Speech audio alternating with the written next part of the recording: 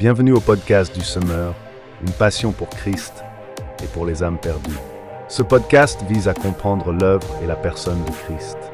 Nous désirons semer Christ dans vos cœurs par sa parole et son esprit, pour qu'il vous donne sa vie éternelle.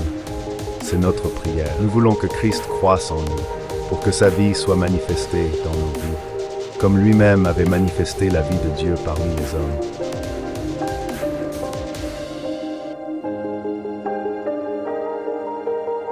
De réfléchir sur la parole de Dieu. Je commencerai au chapitre 5. Je lirai à partir du verset 13.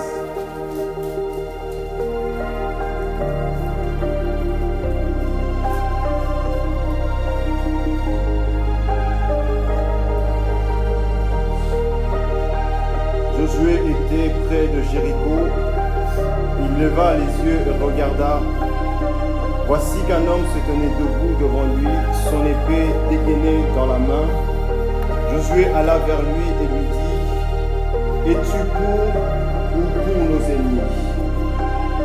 Il répondit : Non, je suis le chef de l'armée de l'Éternel. J'arrive maintenant.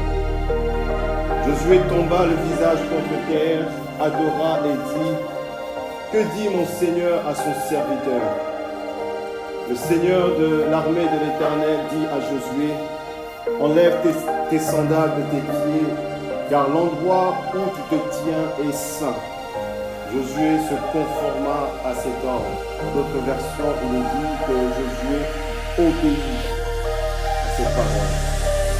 Jéricho était fermé, barricadé devant les Israélites. Personne n'en sortait et personne n'y entrait. L'Éternel dit à Josué : Regarde, je livre entre tes mains Jéricho et son roi, ainsi que ses vaillants soldats. Faites le tour de la ville, vous tous les hommes de guerre, faites une fois le tour de la ville. Tu agiras ainsi pendant 6 jours. 7 prêtres porteront 7 trompettes retentissantes devant l'arche. Le 7e jour, vous ferez 7 fois le tour de la ville, et les prêtres sonneront de la trompette. Quand ils sonneront de la corne retentissante, quand vous entendrez le son de la trompette, tout le peuple poussera de grands cris. Alors la muraille de la ville s'écroulera, et le peuple montera à l'attaque, chacun devant soi. Amen. Amen. Que le Seigneur soit béni. Bénissons sa parole. Que le Seigneur bénisse aussi nos cœurs, nous donne la compréhension afin que nous puissions vraiment saisir tout son enseignement.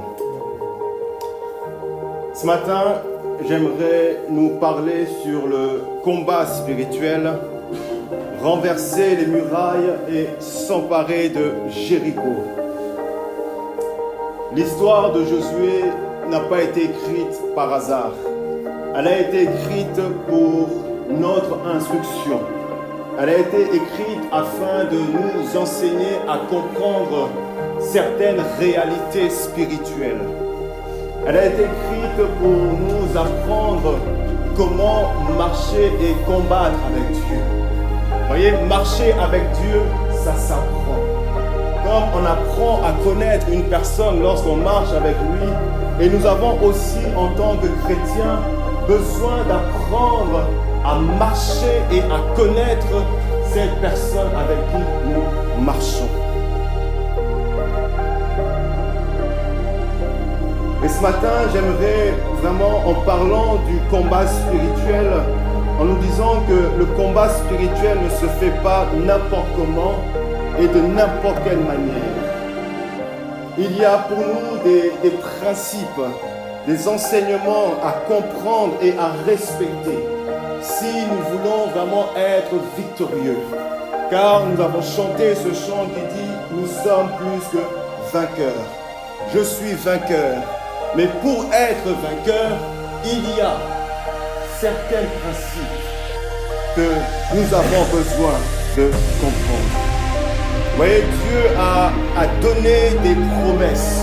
Et il a donné ses promesses à son peuple, à Israël. Et Jéricho est un peu l'image de la promesse de Dieu. Mais pour s'emparer de Jéricho, de cette promesse, de cette ville que Dieu avait livrée entre les mains d'Israël, il fallait premièrement renverser les murailles de Jéricho. Pour s'emparer de la ville, il fallait premièrement commencer par renverser les murailles. Et ces murailles ne sont pas là par hasard. Ces murailles sont là simplement pour nous montrer que pour nous emparer de la bénédiction de Dieu, il va falloir que nous aussi, que nous puissions renverser certaines murailles. Le diable, l'ennemi, utilise toutes sortes de moyens possibles pour nous empêcher de pouvoir entrer, de faire la volonté de Dieu. Le diable cherchera par tous les moyens, comme cette ville de Jéricho, ces peuples de Jéricho ont barricadé, ont fait de sorte que le peuple ne puisse pas entrer dans cette ville. Et j'aimerais vraiment que nous puissions le savoir que le diable ne nous laissera pas tranquilles pour que nous puissions faire la volonté de Dieu. Pour que nous puissions faire ce que le Seigneur veut que nous puissions faire. Ce que le Seigneur nous a appelés à faire. Nous sommes appelés à faire la volonté de Dieu. Nous sommes appelés à entrer dans la destinée que Dieu a préparée pour nous. Rappelons-nous de Jérémie, lorsque le Seigneur dit à Jérémie, avant même que tu sois dans le sein de ta mère, je te connaissais. Non seulement je te connaissais, mais j'ai aussi préparé un avenir pour toi. Donc le Seigneur avait préparé toutes choses pour Jérémie. Et le Seigneur a préparé toutes choses aussi pour chacun de nous. Il y a un plan que le Seigneur a préparé pour nous. Et j'aimerais dire que pour entrer dans ce plan, il va falloir combattre. Et nous voyons que Dieu ne livre pas directement le peuple au combat. Dieu n'entraîne pas directement le peuple à combattre. Avant que le peuple puisse entrer dans le combat, la première chose que Dieu fait, Dieu va d'abord commencer à préparer son peuple. Dieu va d'abord prendre le temps de préparer son peuple. Vous voyez, on ne prend pas un soldat et on ne l'envoie pas immédiatement dans le combat. Avant d'envoyer un soldat dans la guerre, il y a d'abord un temps où on forme ce soldat. On prépare ce soldat. On équipe ce soldat. On apprend à ce soldat comment combattre, comment utiliser ses armes, comment se défendre devant l'ennemi, comment reconnaître son ennemi, comment savoir qui est son ennemi. Vous voyez qu'il y a un temps de préparation. Avant que Dieu puisse envoyer Moïse confronter Pharaon, il a fallu que Dieu prenne Moïse et passe 40 ans dans le désert avec lui pour le préparer. Avant que Dieu puisse envoyer Élie confronter les prophètes de Baal, il a fallu que Dieu prenne Élie, le prophète, et le prépare.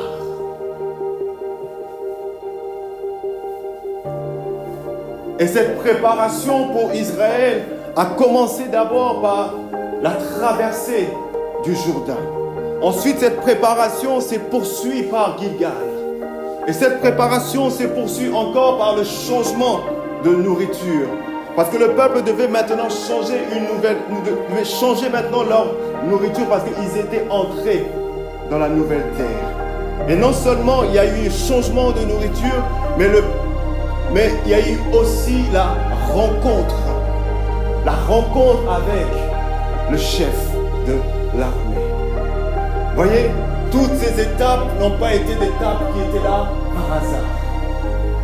Toutes ces étapes ont été bien soigneusement préparée par Dieu, afin que le peuple puisse se préparer à entrer dans le combat. Et cette préparation, on le voit aussi avec l'apôtre Paul.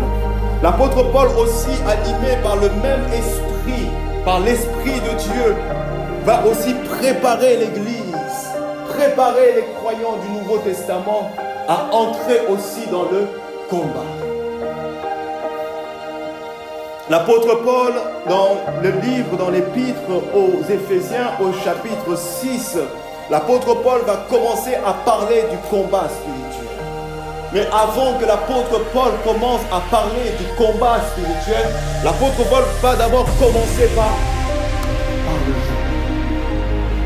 Et nous allons le voir dans Éphésiens au chapitre 2. Éphésiens au chapitre 2, au verset 4 à 6.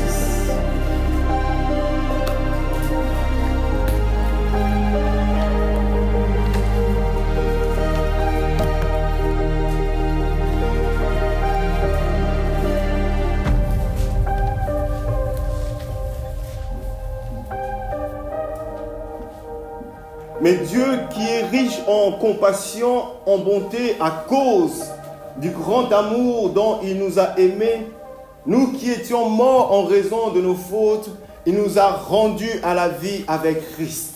Il nous a ressuscités avec Christ. C'est par grâce que vous êtes sauvés. Il nous a ressuscités et fait asseoir avec lui dans les lieux célestes en Jésus-Christ.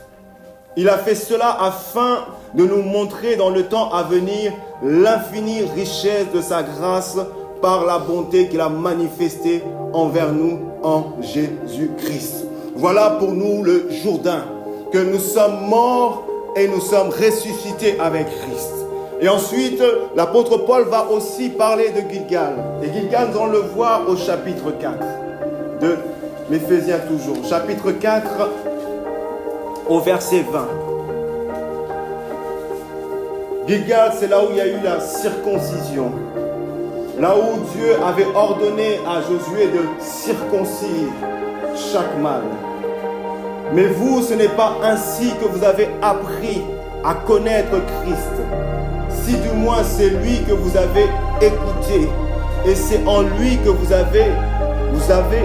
a enseigné à vous débarrasser, à vous dépouiller du vieil homme qui correspond à votre ancienne manière de vivre et se traduit sous l'effet de ses désirs trompeuses, et à vous laisser renouveler par l'esprit dans votre intelligence, et à vous revêtir de l'homme nouveau, créé selon Dieu dans la justice et la sainteté que produit la vérité.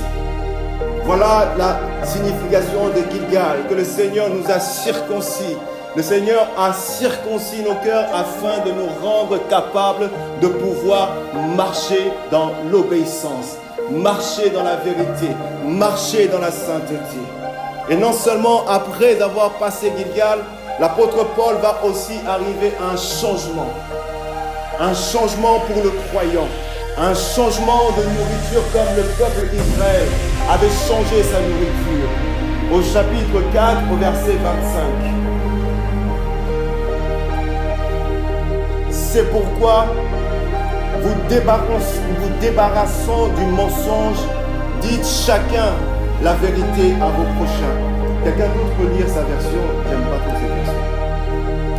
Pourquoi renoncer au mensonge que chacun parle selon la vérité à son prochain. Continue.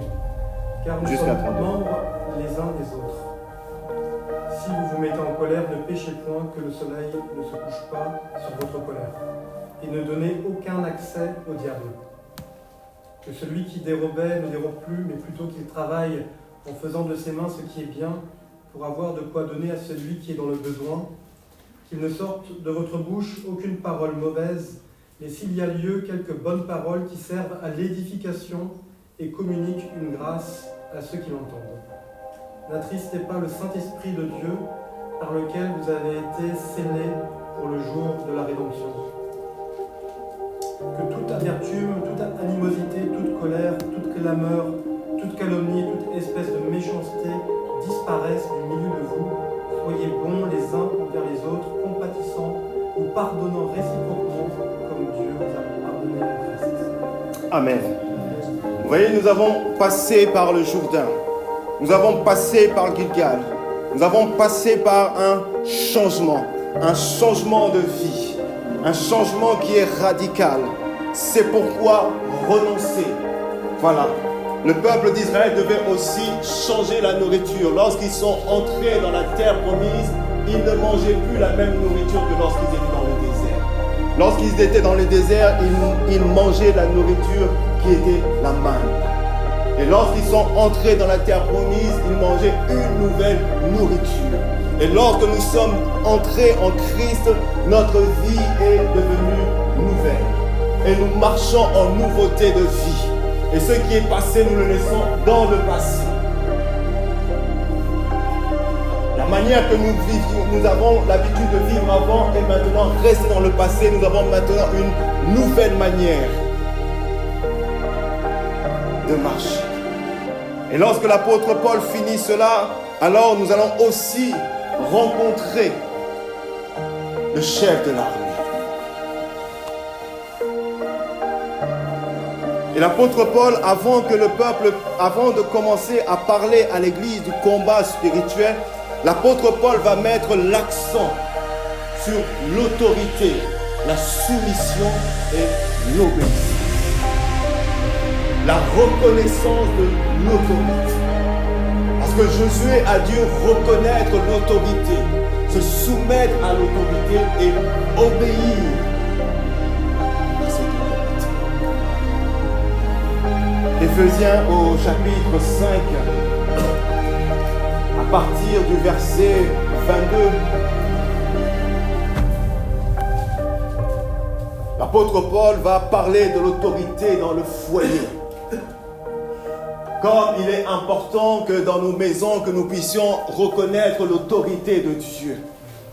Il est dit que femmes, soyez soumis à vos maris. Car le mari est le chef de la femme. C'est-à-dire qu'il a l'autorité sur la femme. Comme Christ est le chef de l'Église. Christ qui a l'autorité sur l'Église qui est son corps. Donc il est le sauveur. Non seulement la femme n'a pas cette obligation de se soumettre à son mari. Elle n'est pas contrainte de se soumettre à son mari. Mais la femme chrétienne est appelée à reconnaître l'autorité de Dieu à travers son mari. Non seulement la femme est appelée à reconnaître l'autorité, mais les jeunes gens aussi sont appelés à reconnaître l'autorité de Dieu. Et les jeunes gens reconnaissent comment l'autorité de Dieu, ils reconnaissent cette autorité à travers leur parole.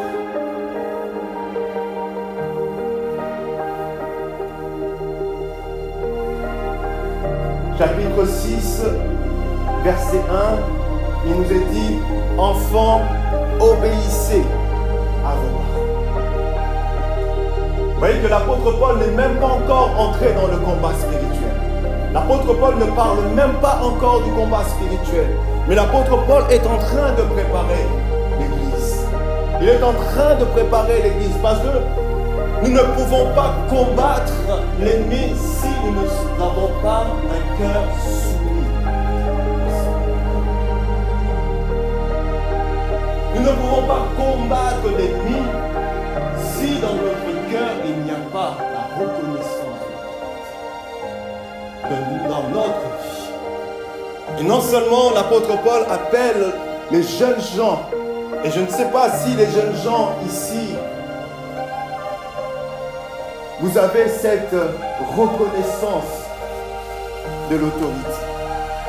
Mais l'apôtre Paul dit, enfants, obéissez. Obéissez à vos parents dans le Seigneur, car cela est juste. Et l'apôtre Paul ira encore plus loin. Au verset 5 à 6, il dira, esclaves, obéissez à vos maîtres. Quand on parle de l'esclave, on parle du serviteur. Le serviteur, on peut voir l'employé, le salarié. Obéissez, soumettez-vous. Ayez un saint respect à vos patrons, à ceux qui sont au-dessus de vous. Reconnaissez l'autorité qu'il y a dans le milieu professionnel. Reconnaissez l'autorité qu'il y a dans le monde. Reconnaissez l'autorité qu'il y a dans l'Église et soumettez-vous à cette autorité-là.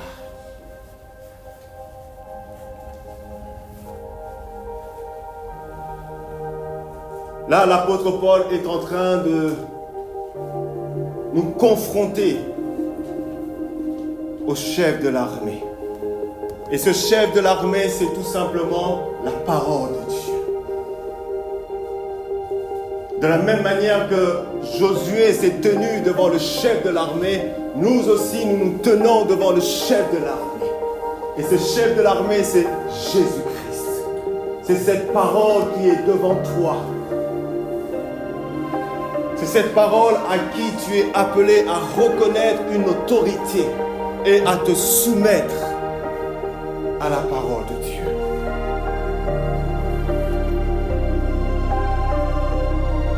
Comme je l'ai dit, s'il y a de la rébellion dans notre cœur, il sera impossible pour nous de vaincre. Voyez, le monde est marqué. Le monde est marqué par la rébellion. L'esprit de la rébellion est dans le monde. Dans le monde, on encourage ceux qui sont rebelles. On aime les gens rebelles. On met en avant ceux qui sont rebelles. Vous voyez, parce que c'est l'esprit du monde. C'est le caractère du monde. Mais ce n'est pas le caractère du croyant. Ce n'est pas le caractère du Christ. Il y a une différence entre nous et le monde. La Bible dit, autrefois, nous étions aussi des enfants du monde. Autrefois, nous étions aussi des rebelles. Nous étions rebelles à nos parents. Insultant, méprisant l'autorité. Méprisant l'autorité à l'école. Méprisant l'autorité dans la société. Méprisant l'autorité. Parce que nous étions des enfants de la rébellion. Nous avions ce cœur rebelle. Nous étions des femmes rebelles à l'armée. Mais le Seigneur nous a circoncis. C'est-à-dire qu'il a enlevé ce cœur rebelle qui était en nous, afin que nous puissions obéir. On ne peut pas obéir si on n'a pas le cœur circoncis. C'est quelque chose qui est impossible. Pour obéir, il faut avoir un cœur circoncis. C'est pourquoi Gilgal est important.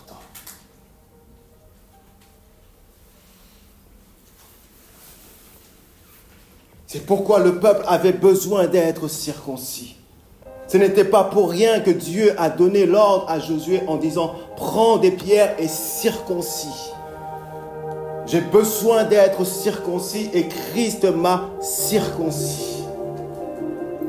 Si tu es croyant, si tu es véritablement croyant, sache que le Seigneur a circoncis ton cœur. Et maintenant, parce que tu as le cœur circoncis, il y a maintenant une soumission à avoir. Et ce n'est pas une soumission qui est obligatoire. La soumission à Dieu n'est pas obligatoire. Celui qui est libre n'a pas l'obligation de se soumettre. Parce que la soumission, que ce soit de la femme, du jeune genre, que ce soit ma soumission à moi, c'est une soumission qui doit être volontaire. Volontaire. Parce qu'une soumission qui est volontaire a plus de valeur qu'une soumission qui est par contrainte, par obligation. Et le Seigneur n'attend pas de nous une soumission par obligation, mais une soumission par amour. Par choix. J'ai choisi.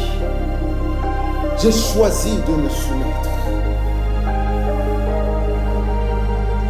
J'ai choisi d'être obéissant. J'ai choisi d'être obéissant vis-à-vis de mon mari. vis-à-vis de l'autorité qui est dans la société.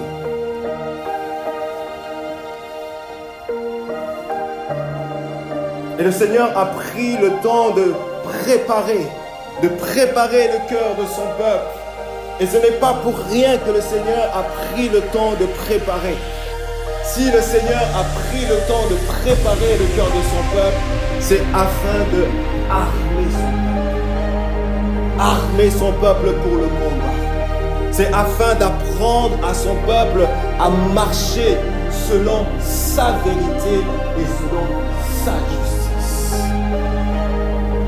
Le peuple ne devait plus marcher selon sa propre vérité, ni par sa propre justice. Mais le peuple devait maintenant apprendre à marcher selon la justice et la vérité de Dieu. Voilà la condition de la victoire. Pour avoir la victoire, le peuple devait marcher maintenant selon la vérité qui était dans l'Éternel. Et l'apôtre Paul va nous, après avoir préparé nos cœurs, après nous avoir parlé de Jourdain, de Gilgal, de changement, de l'autorité, maintenant l'apôtre Paul va nous inviter maintenant dans le combat. Il va nous inviter maintenant à prendre des armes. Et nous allons le voir dans Éphésiens. Éphésiens chapitre 6, au verset 10 à 14.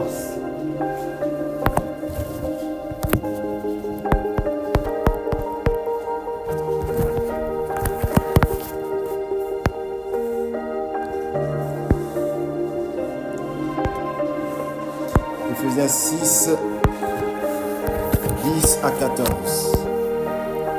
Au reste, fortifiez-vous dans le Seigneur et par sa toute puissance. Revêtez-vous de toutes les armes de Dieu afin de pouvoir tenir ferme contre les ruses du diable. Car nous n'avons pas à lutter contre la chair et le sang, mais contre les dominations, contre les autorités, contre les princes de ce monde de ténèbres, contre les esprits méchants dans les lieux célestes. C'est pourquoi prenez toutes les armes de Dieu afin de pouvoir résister dans le mauvais jour et tenir ferme après avoir tout surmonté. Tenez donc ferme, ayez à vos reins la vérité pour ceinture. Revêtez la cuirasse de la justice. Amen.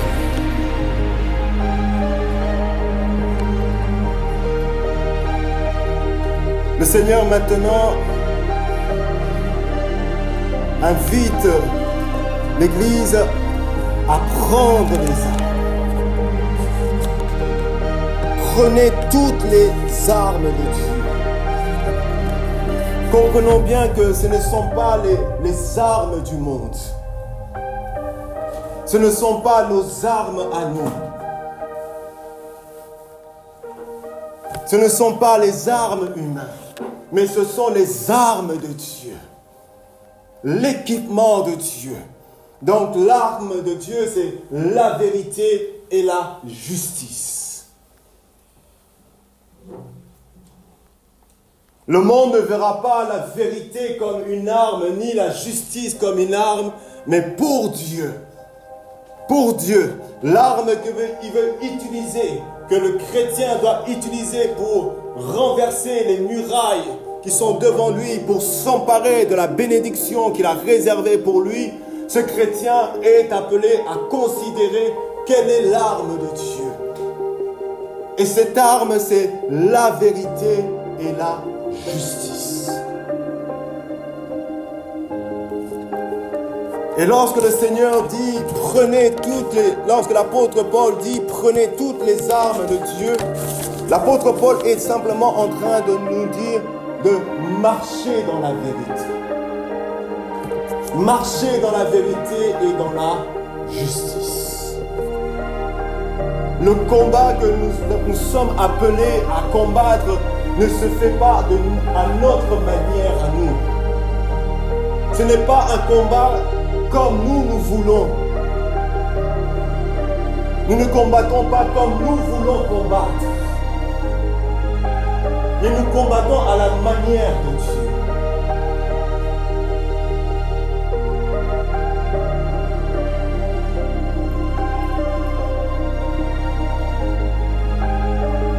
Josué n'a pas combattu selon ses propres pensées, selon sa conviction, selon ce qu'il ressentait dans son cœur, mais Josué a combattu, le peuple a combattu selon la manière de Dieu.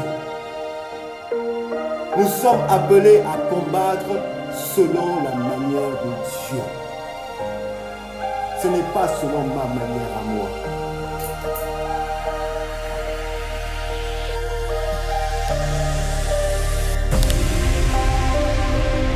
Et l'arme que le Seigneur veut me donner, que l'arme que m'appelle à porter et à garder sur moi, c'est la vérité. C'est que je puisse marcher dans la vérité. Et là, il est important que nous puissions saisir. C'est quoi exactement marcher dans la vérité? De quelle vérité s'agit-il?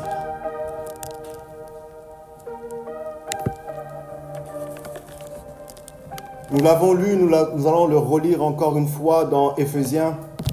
Éphésiens chapitre 4, verset 21.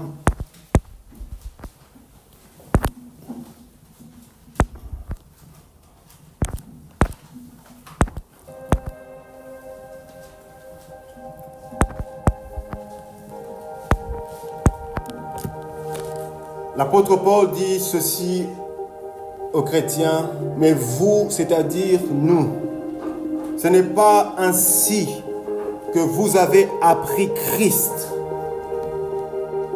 Appris. Nous avons besoin d'apprendre Christ.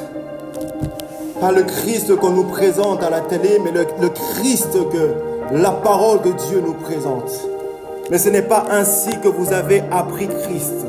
Si du moins vous l'avez entendu, et si conformément à la vérité qui est en Christ, la vérité dans laquelle nous devons être, la vérité dans laquelle nous devons marcher, et si conformément à la vérité qui est en Christ, c'est en lui, en Christ, que vous avez été instruits, vous avez été enseignés,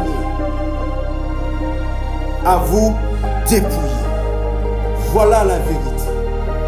Voilà la vérité à laquelle nous devons être enseignés. Que l'apôtre Paul veut que nous puissions saisir. Une vérité qui doit entrer dans nos cœurs. Une vérité dans laquelle nous devons aussi nous trouver. Cette vérité, c'est marcher dans le dépouillement. Cette vérité, c'est simplement marcher dans le renoncement à soi-même. Renoncer à soi-même. Renoncer à sa propre vie. Voilà la vérité dans laquelle nous devons être aujourd'hui. La vérité que Christ nous appelle à renoncer à nous-mêmes. À renoncer à notre propre vie. Pour que nous puissions vraiment marcher dans cette justice et dans cette sainteté, dans cette vie que Dieu nous a donnée.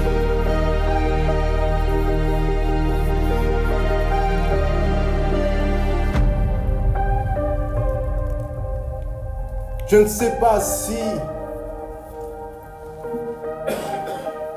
nous marchons réellement dans le renoncement à soi-même. Je ne sais pas si réellement nous avons renoncé à notre propre vie. Je sais qu'en tant que chrétiens, il y a certaines choses que nous disons Il y a certains versets que nous proclamons. Ça peut être des proclamations par la foi. C'est vrai, c'est bon. Mais il y a certaines paroles que nous disons, mais nous ne sommes pas dans ces paroles-là. Nous ne sommes pas dans ces paroles-là. Et c'est une vérité. Beaucoup d'entre nous, chrétiens, nous disons des choses, nous connaissons des choses, mais nous ne sommes pas dans ces choses-là. Et j'aimerais que nous puissions voir une personne qui nous est présentée dans la Bible, une personne qui a triomphé, une personne qui a renversé les murailles qui étaient devant lui, une personne qui a été vainqueur, qui a expérimenté la victoire de Dieu, une personne qui est ancrée dans la volonté de Dieu.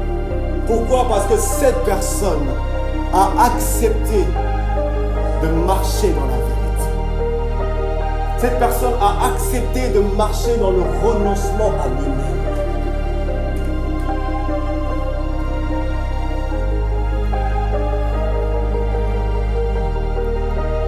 Nous allons le voir dans Philippiens.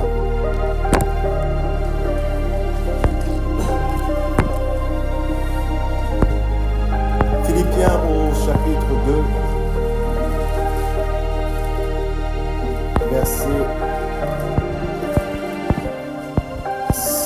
à partir du verset 5.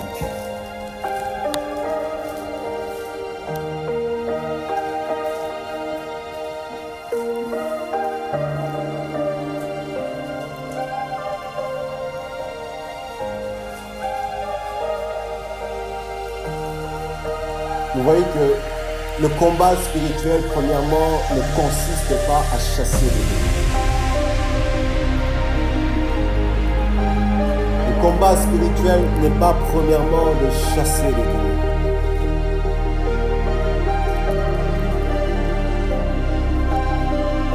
Verset 5. Ayez en vous les sentiments qui étaient en Jésus-Christ. C'est-à-dire, suivez le modèle de Jésus-Christ, lequel, existant en forme de Dieu, n'a point regardé comme une proie à arracher d'être égal avec Dieu, mais s'est dépouillé lui-même en prenant une forme de serviteur, en devenant semblable aux hommes, et ayant paru comme un simple homme, il s'est humilié lui-même, se rendant obéissant jusqu'à la mort, même jusqu'à la mort de la croix.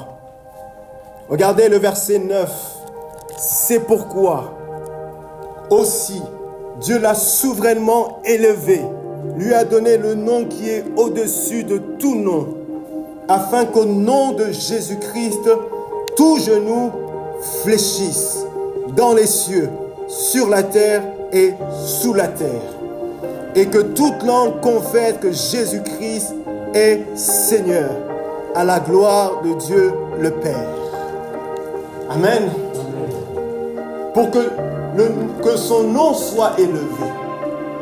Pour que son nom soit élevé au-dessus de tout. Pour que tout genou puisse fléchir devant lui et à son nom. Pour que toute langue puisse confesser, il a fallu que Jésus, en tant qu'homme, puisse marcher, porter l'arme de Dieu, c'est-à-dire la vérité, c'est-à-dire le renoncement à lui-même. Il fallait qu'il puisse renoncer à lui-même. Et Jésus a renoncé à lui-même. Il a renoncé à tout ce qu'il était, c'est-à-dire il était Dieu. Il est devenu humain. Il était Dieu, il est devenu humain. Il a renoncé à tout ce qu'il avait, la gloire céleste, la puissance, toute la majesté, toute l'autorité qu'il avait. Et il a accepté de devenir un homme. Il aurait pu être un homme riche, un homme puissant, mais il a été un homme simple. Il a été un homme simple. Lorsqu'on parle qu'il est devenu serviteur, c'est-à-dire qu'il est devenu esclave. Il a accepté d'être un esclave. Lui qui était le maître du ciel, le maître de la terre, il a accepté de renoncer. Il a pris la forme d'esclave. C'est-à-dire qu'il a accepté de renoncer à ses droits. Les droits qu'il avait. Il avait le droit de garder sa statue. Il avait le droit de garder son autorité, sa gloire. Il avait le droit, lorsqu'il était sur la terre, de marcher comme il voulait, de faire ce qu'il voulait. Il avait ce droit-là. Il n'avait aucune obligation de la part du Père. Le Père ne l'a rien imposé. Le Père ne l'a pas forcé. Mais lui, Jésus, par sa propre volonté, il a dit, je renonce à mes droits. Je renonce à mes droits. Le droit de faire ce que je veux, je renonce à ça. Le droit de vivre comme les hommes qui étaient avec lui autrefois. De la manière que les hommes vivaient aussi. Il aurait pu se marier, il aurait pu connaître une femme, il aurait pu fonder une famille. Il aurait pu créer des richesses, construire des maisons, mais il a renoncé à tout ça. Il a renoncé à tout ça. Il a renoncé à tous ses privilèges. Et c'est important pour nous de comprendre ça. D'avoir ce modèle-là devant nos yeux. Voyez, en tant que chrétien, nous avons le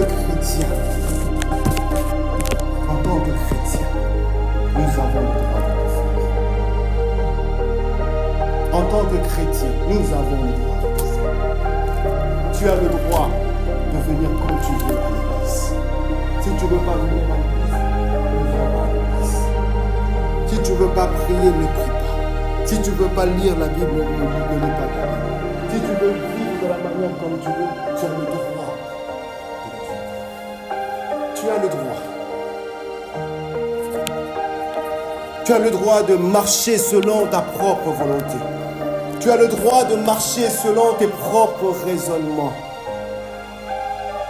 Mais il est important simplement de savoir que si je choisis de maintenir mes droits, de vivre selon ma propre volonté, de faire ce que moi je désire faire, alors je dois savoir cette vérité que je ne pourrai pas vaincre l'ennemi. Je ne pourrai pas vaincre Satan. Je ne pourrai pas renverser toutes ces murailles qui sont devant moi. Je ne pourrai pas entrer dans la bénédiction que Dieu a pour moi. Faire la volonté de Dieu, je ne pourrai pas le faire. Ça sera quelque chose qui sera difficile et je dirais pratiquement impossible.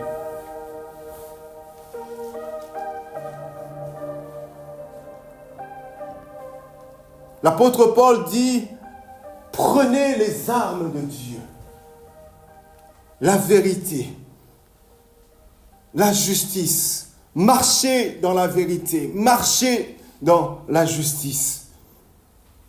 Mais il est important de savoir quelque chose, que avant de prendre les armes de Dieu, avant de vouloir porter les armes de Dieu, il est d'abord au préalable que nous devons d'abord renoncer à nos propres armes à nous. Je ne peux pas porter les armes de Dieu si je porte encore mes propres armes.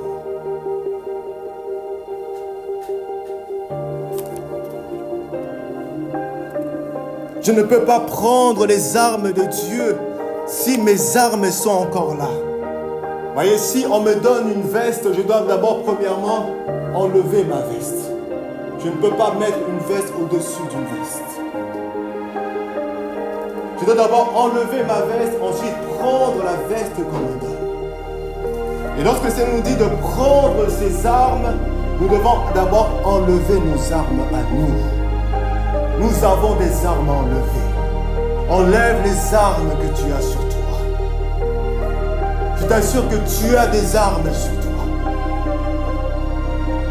Et le Seigneur nous appelle à enlever ces armes.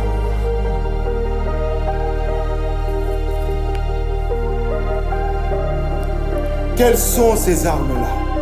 C'est ta propre volonté. Ma propre volonté.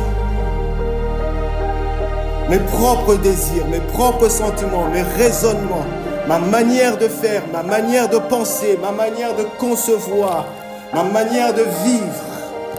Tout ça, ce sont mes armes à moi.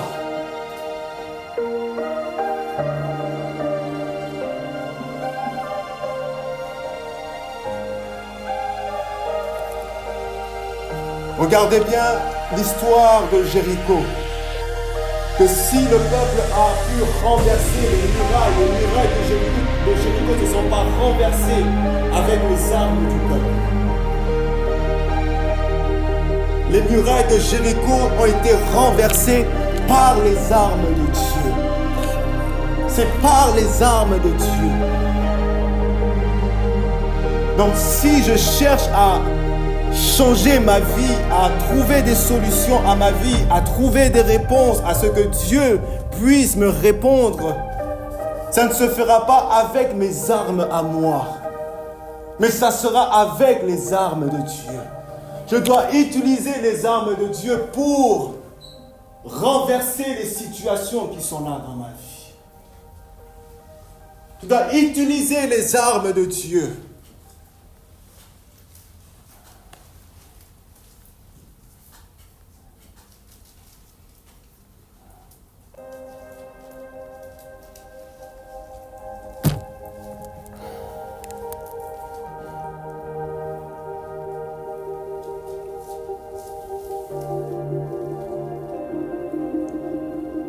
Es-tu prêt ce matin à renoncer à toi-même? Es-tu prêt ce matin à enlever tes armes et à prendre les armes de Dieu? Vous savez, il y a tellement de chrétiens, nous chrétiens, nous sommes chrétiens, mais nous n'avons pas encore renoncé à notre vie. Nous n'avons pas encore renoncé à notre vie.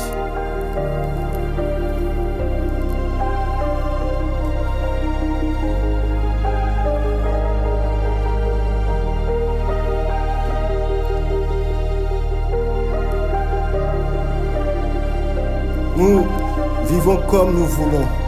Nous nous habillons comme nous voulons. Nous écoutons ce que nous voulons. Nous regardons ce que nous regardons, ce que nous voulons regarder.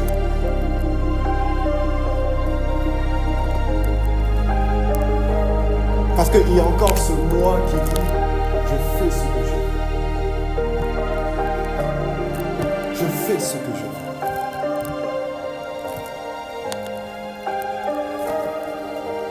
Le Seigneur a renoncé à lui-même. Rappelez-vous, lorsqu'il était il était dans le jardin de Gethsémane. Il y avait sa volonté à lui et il y avait aussi la volonté du Père. Et le Père lui a présenté sa volonté, c'est boire cette coupe.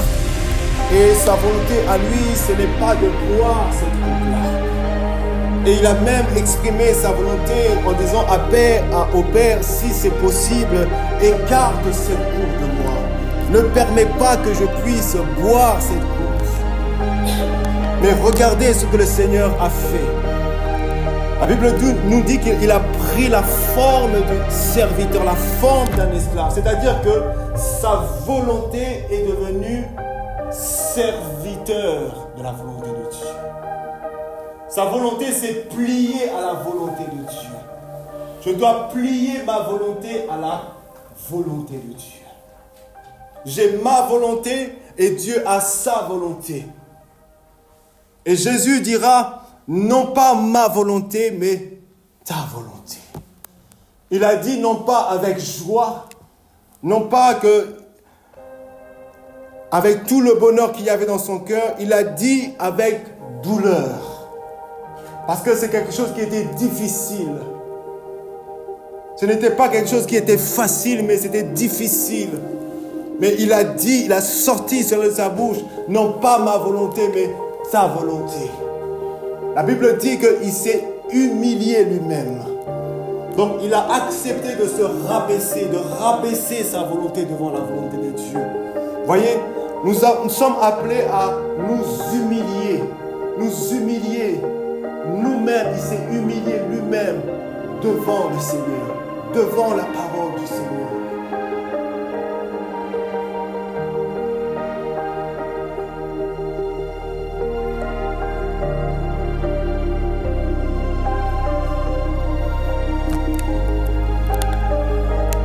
Il a obéi, non pas avec une obligation qui était derrière lui, mais il a obéi par choix.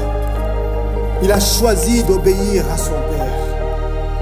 Il a choisi d'exprimer ce cœur que le Père lui avait mis en lui. Ce cœur qui était circoncis. Je suis circoncis, c'est vrai, mais j'ai le choix. Est-ce que j'accepte d'obéir? Est-ce que j'accepte de soumettre ma vie, de soumettre ma jeunesse? Est-ce que j'accepte de le faire?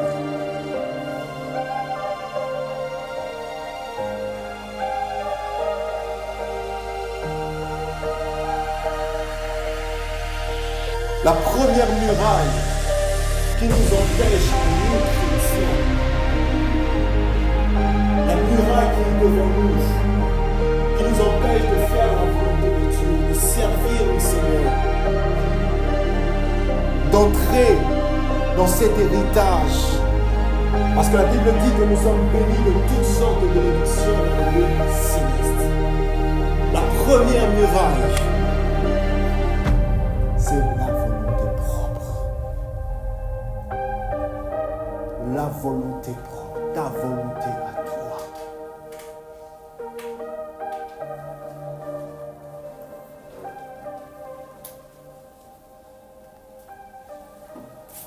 Le diable utilise notre volonté pour nous empêcher d'accomplir la volonté du Seigneur.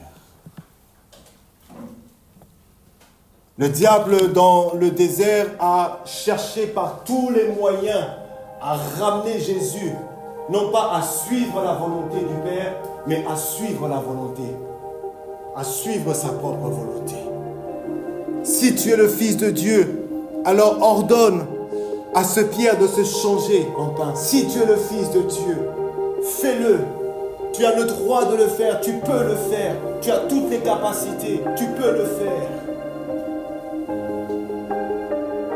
Mais le Seigneur dit que l'homme ne vivra pas du pain seulement, mais de toute parole qui sort de la bouche de Dieu. Donc le Seigneur est en train de dire, non, je ne le ferai pas, je ne suivrai pas ma volonté, mais je suivrai la volonté du Seigneur. Si tu es le Fils de Dieu, jette-toi en haut. Il est écrit qu'il va donner l'ordre à ses anges de pouvoir te porter afin que tu ne puisses pas tomber. Il est écrit. Tu peux le faire, tu peux te jeter en haut. Et là, Dieu va faire un miracle, Dieu va intervenir. C'est écrit, c'est dans la parole de Dieu. Mais qu'est-ce que le diable veut faire? Le diable veut simplement que Jésus puisse suivre son propre chemin. Que Jésus puisse faire ce que lui, il veut faire. Et non faire ce que Dieu lui demande de faire. Jésus sait que je peux le faire, je peux me jeter d'en haut.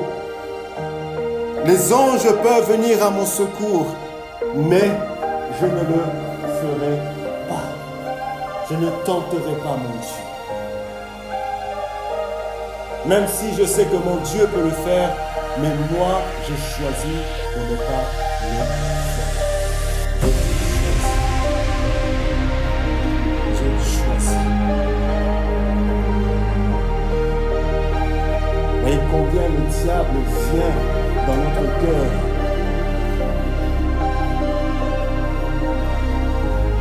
Oui, tu es en train de souffrir, tu peux faire ceci, tu peux faire cela.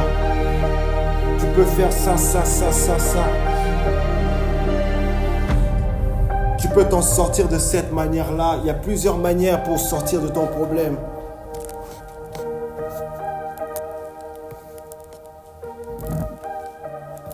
Mais l'apôtre Paul dit, prends les armes de Dieu. Prends les armes de Dieu. Ne prends pas tes propres armes. Ne prends pas les armes du monde, mais prends les armes de Dieu.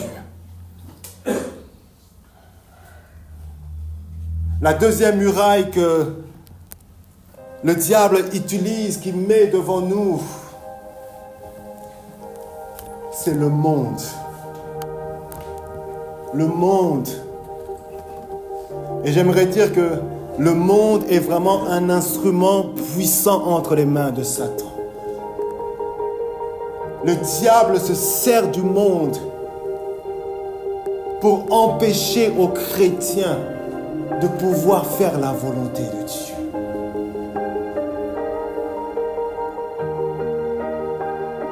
Voyez combien le monde est attirant. Combien le monde a fait toutes sortes de choses pour nous tenir loin de Dieu.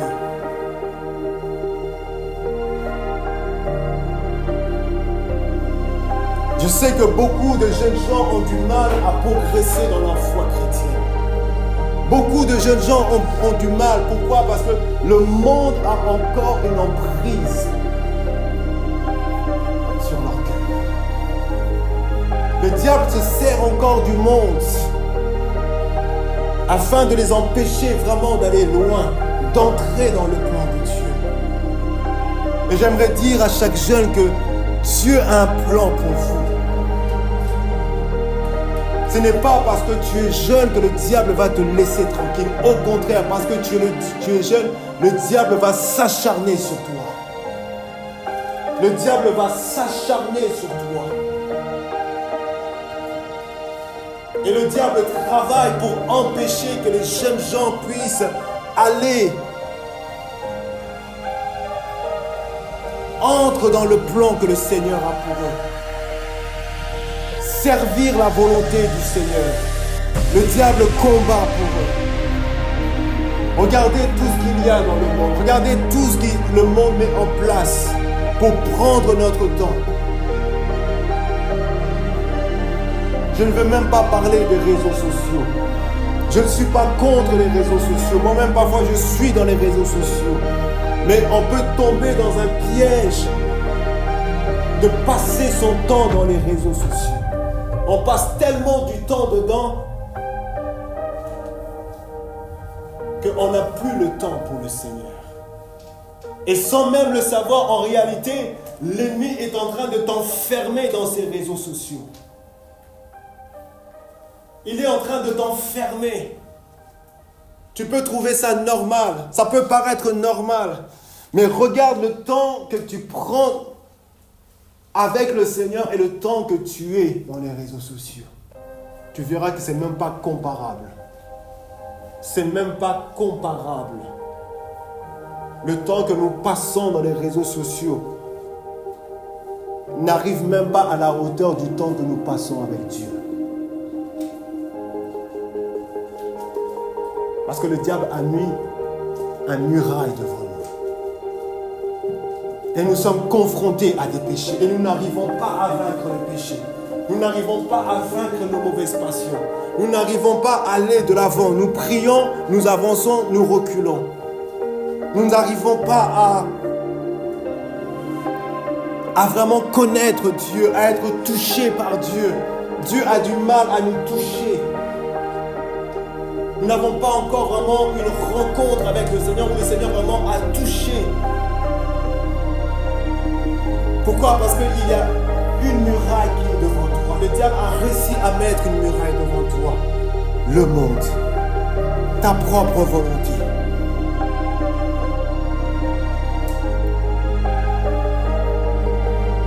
Mais ce matin, tu peux prendre les armes de Dieu. Ce matin, tu peux prendre les armes de Dieu.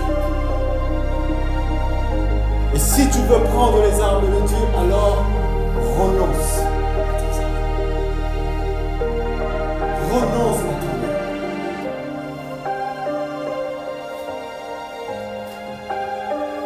Parfois, je vois des chrétiens qui, soi-disant, ils ont renoncé au monde, mais lorsque vous le voyez, le monde a encore une trace sur eux.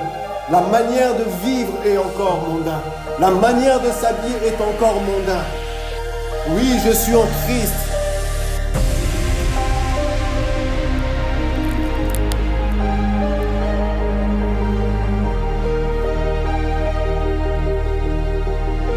Moi, lorsque je suis venu en Christ,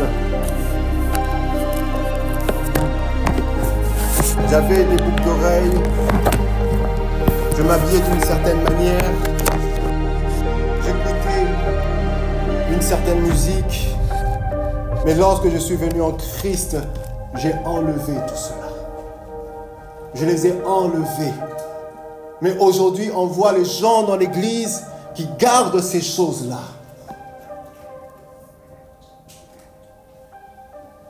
Dieu ne regarde pas l'apparence.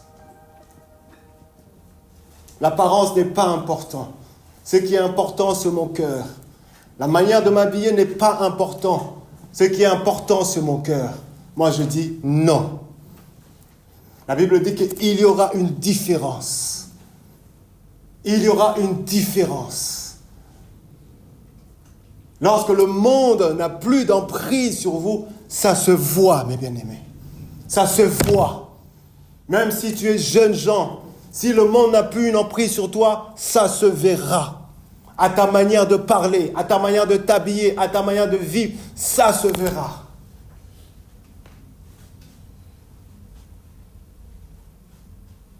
Prenez les armes de Dieu afin de pouvoir tenir devant l'ennemi.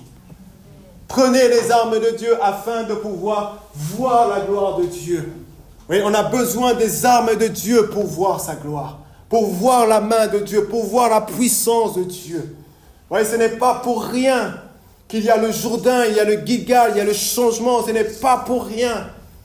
C'est parce que le Seigneur veut nous préparer. Il veut préparer l'église, il veut préparer mon cœur afin que je puisse entrer dans la terre des promesses.